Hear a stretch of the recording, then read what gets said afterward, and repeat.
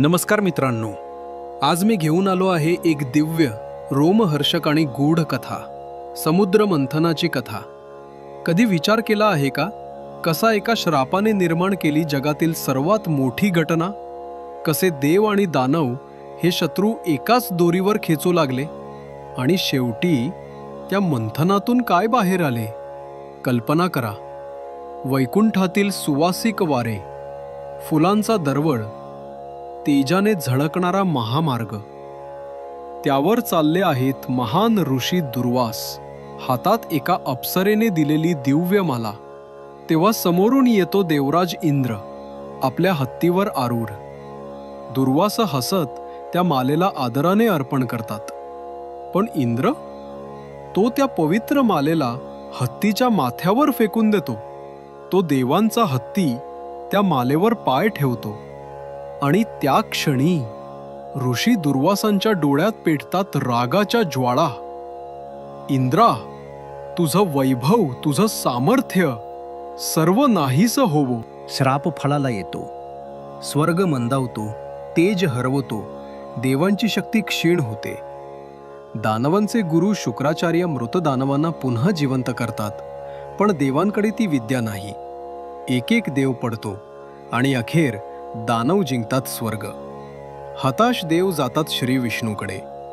विष्णू म्हणतात, एकच मार्ग आहे, समुद्र मंथन. समुद्रातून अमृत काढा, त्या अमृताने तुम्ही अमर व्हाल.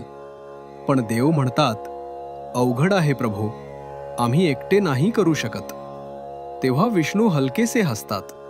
दानवांशी तह करा, त्यांना सांगा की अमृत आपण वाटून घेऊ, पण खरे अमृत फक्त तुम्हीच प्याल. मंदार पर्वत उभा केला जातो मध्य समुद्रात.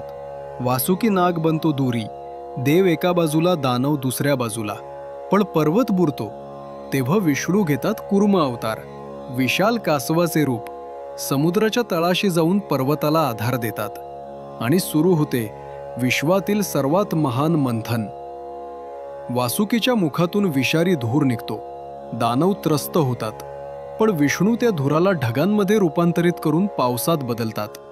मंथन सुरू असतानाच पहिल्यांदा बाहेर येते भयंकर हलाहल विष. त्याच्या उष्णतेने सृष्टी जळू लागते. देव दानव थरथर कापतात. तेव्हा अंधारातून उभा राहतो महादेव. त्यांनी त्या विषाला हातात घेतलं आणि एकही शब्द न बोलता प्राशन केलं. त्यांचा कंठ निळा पडतो आणि त्या दिवसापासून ते ओळखले जातात नीलकंठ महादेव. विषानंतर निघतात 14 रत्ने, लक्ष्मी देवी, कौस्तुभमणी, पारिजात वृक्ष, कामधेनू, ऐरावत, उच्चैश्रवा, अप्सरा, चंद्रदेव आणि अखेरीस धन्वंतरी देव, हातात अमृत कलश. धन्वंतरी अवतरतात आणि दानव झेप घेतात. ते अमृत कलश हिसकावून घेतात. देव पुन्हा विष्णूंकडे धावतात आणि विष्णू घेतात मोहिनीचे रूप. अरे, ती मोहिनी, सौंदर्याचा साक्षात सागर. दानव तिच्या मोहात पडतात. ती म्हणते, मी न्याय्य वाटप करेन. देव एका बाजूला, दानव दुसऱ्या बाजूला बसा. आणि मग ती सुरू करते अमृत देणं, फक्त देवांना. एक हुशार दानव, स्वरभानू, देवांच्या रांगेत बसतो. अमृताचा थेंब त्याच्या जिभेला लागतो, पण सूर्य आणि चंद्र ओळखतात त्याला.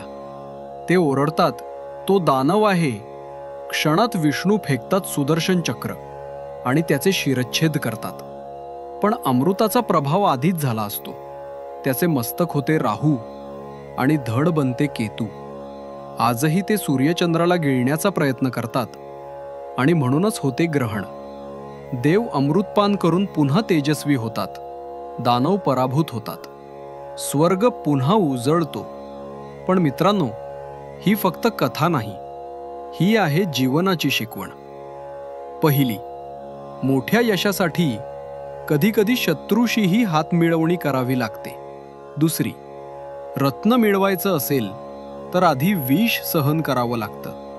तिसरी, शिवासारखं कधीकधी स्वतःचं नुकसान करूनही इतरांचं कल्याण करावं लागतं.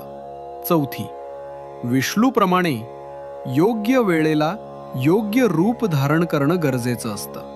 तर मित्रांनो, ही होती समुद्र मंथनाची कथा. एक अशी कथा जी दाखवते की संघर्षाशिवाय सृष्टीचं संतुलन शक्य नाही. मंथन करायलाच लागतं, ते समुद्राचं असो किंवा आपल्या मनाचं.